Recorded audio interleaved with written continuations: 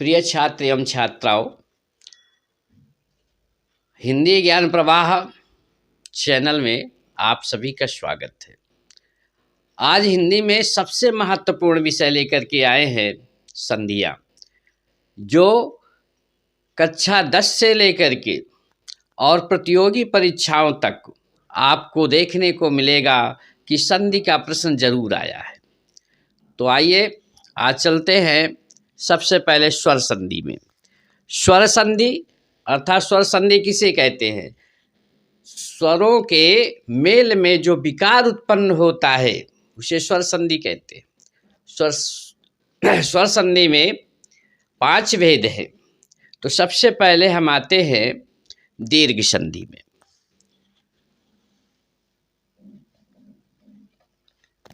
दीर्घ स्वर संधि। दीर्घ स्वर संधि। दीर्घ स्वर संधि का जो ज्ञान है वो कैसे प्राप्त करेंगे, सुनिए। जब इसका सूत्र होता है आकाह सवर्णे दीर्घा।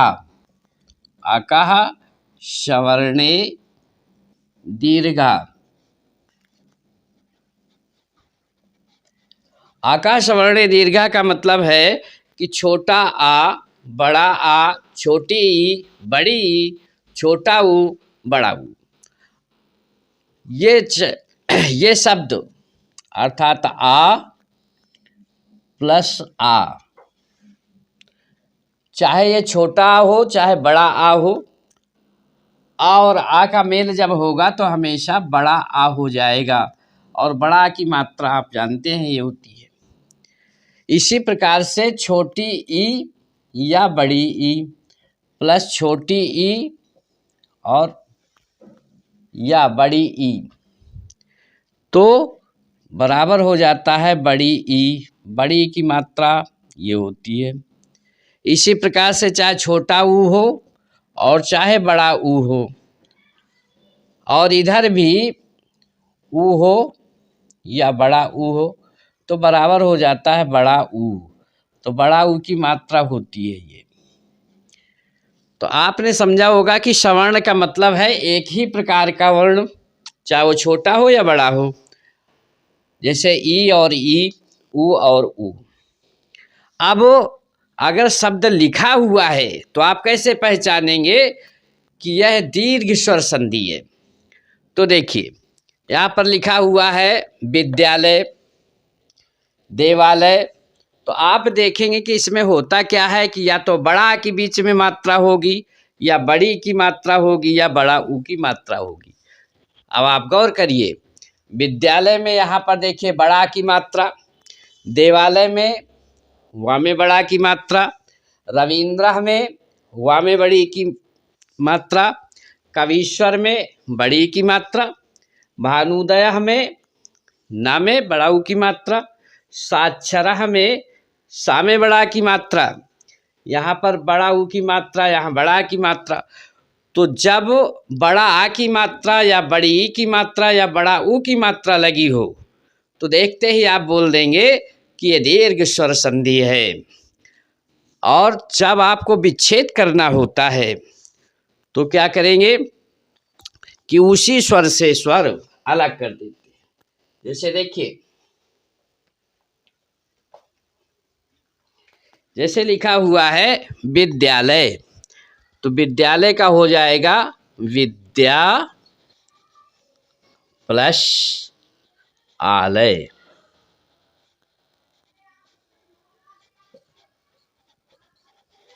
अब यहाँ पर विसर्ग लगी है तो आप विसर्ग लगा दें, अगर विसर्ग नहीं लगी है तो ना लगाइए। तो यहाँ पर हुआ विद्या प्लस आलय माने विद्या धनालय। तो यहाँ पर देखा कि बड़ा की मात्रा है, यहाँ पर भी बड़ा है, इसलिए दोनों मिलकर के ये मात्रा और ये मात्रा दोनों मिलकर के बड़ा हो गया। तो बड़ा की मात्रा यहाँ पर आ गई। इसी प्रकार से आप देवालय को देखिए, आपको अलग कहाँ से करना है? जहाँ बड़ा की मात्रा है वहाँ से करेंगे, जहाँ बड़ी की मात्रा है वहाँ से करेंगे, जहाँ पर बड़ाऊ की मात्रा है। तो ये हो जाएगा देव प्लस आलय, विसर्ग है तो विसर्ग लगा दीजिए।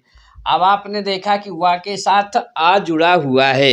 एक बात ध्यान से सुनिएगा कि का से लेकर के सभी जितने व्यंजन है, का, खा, गा, घा, अंगा, चा, छा, जा, झा, ये जितने हैं सब में आ जुड़ा हुआ है, क्योंकि आ की कोई मात्रा नहीं होती है और बिना आ की सहायता के वो बोले नहीं जा सकते। तो हर एक का से लेकर के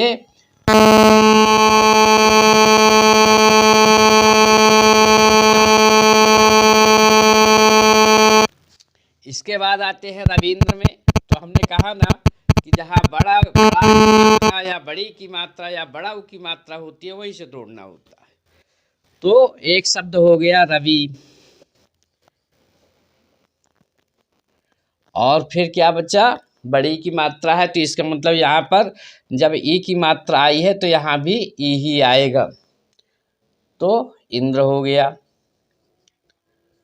तो ये हो गया रविंद्र, रवि प्लस इंद्र। इसी प्रकार से आप इसको बनाएंगे कवि प्लस ईश्वर, इसको बनाएंगे भानु और प्लस उदय। इस प्रकार से आप सब बनाएंगे। साक्षर सा प्लस अक्षर, बधूत्सव बधु प्लस उत्सव, परमार्थ माने परम प्लस अर्थ। इस प्रकार से आप देखेंगे कि अगर इस प्रकार से लिखा है तो आप पहचान लेंगे कि यहाँ बड़ा है यहाँ आ है, इसलिए ये दीर्घ स्वर संधि है। यहाँ पर आ है, यहाँ पर आ है, यहाँ ई है, यहाँ पर ई है, यहाँ ऊ है, यहाँ पर ऊ है। तो जब सवर्ण होते हैं तो दीर्घ स्वर संधि कहलाती है। इसका अभ्यास करिए, आप देखते ही पहचान जाएंगे कि यह दीर्घ स्वर संधि है, चाहे इस प्रकार से लिखा हो और चाहे ऐसा लिखा हो। अब आप देखते हैं दूसरी महत्वपूर्ण संधि है गुण स्वर संधि। गुण स्वर संधि,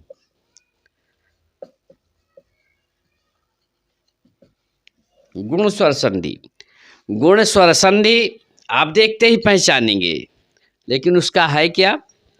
इसका सूत्र होता है आदि गुणा, अर्थात तो जब आ चाहे छोटा आ हो अथवा बड़ा आ हो और इसके बाद ई आ जाए, चाहे छोटी हो चाहे बड़ी हो, माने ई ऊ छोटा या बड़ा और री। अगर छोटा आ बड़ा आ के बाद ई ऊ री कोई भी शब्द आ जाता है, कोई भी अच्छा आता है, स्वर आता है, तो आप क्या करेंगे कि जब आ और ई मिलेंगे, चाहे वो छोटी ई हो चाहे बड़ी ई हो, तो हो जाएगा ए हो जाएगा, जिसकी मात्रा होती है ये। और जब आ से ऊ मिल जाएगा तो हो जाएगा ओ की मात्रा है ये। और जब छोटा या बड़ा के बाद री से ऋषि जिसे बोलते हैं, री आ जाएगा तो हो जाएगा आर। आर का मतलब है कि इस प्रकार से रा उड़ेगा।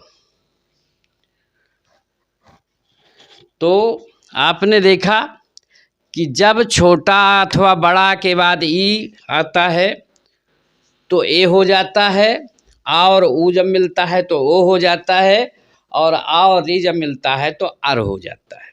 देखिए जैसे शब्द है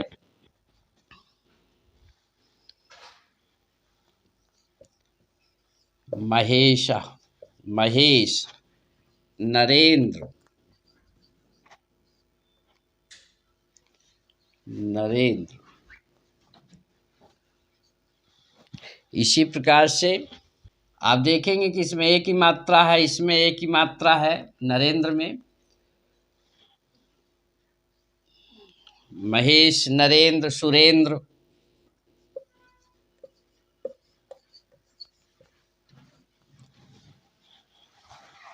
गजेंद्र, इस प्रकार से आएगा। तो क्या होगा कि आ और ई मिल करके ए होता है।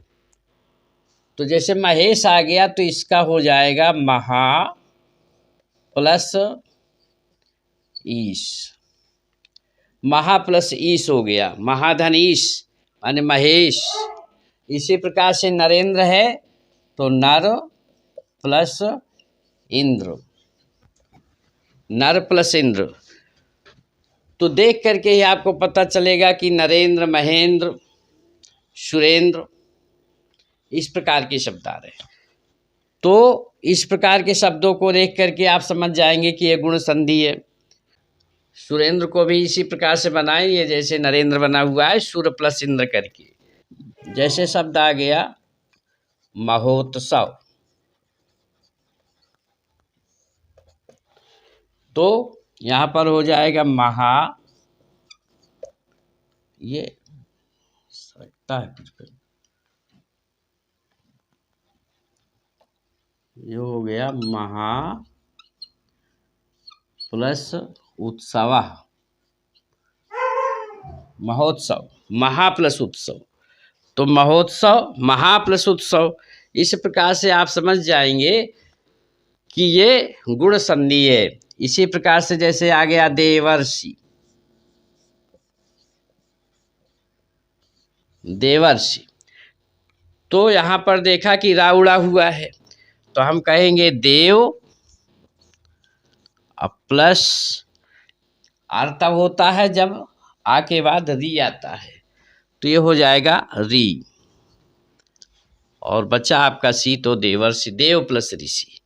तो इस प्रकार से आप देखेंगे कि इसमें एक ही मात्रा है, इसमें एक ही मात्रा है, इसमें ओ की मात्रा है, इसमें आर लगा हुआ है, जिससे आप पता लगा लेंगे, देखते ही पता चल जाएगा कि गुण स्वर संधि है। अब इसके आगे बहुत महत्वपूर्ण संधि बताई जाएगी और ये हम अपने अगले वीडियो में बनाएंगे।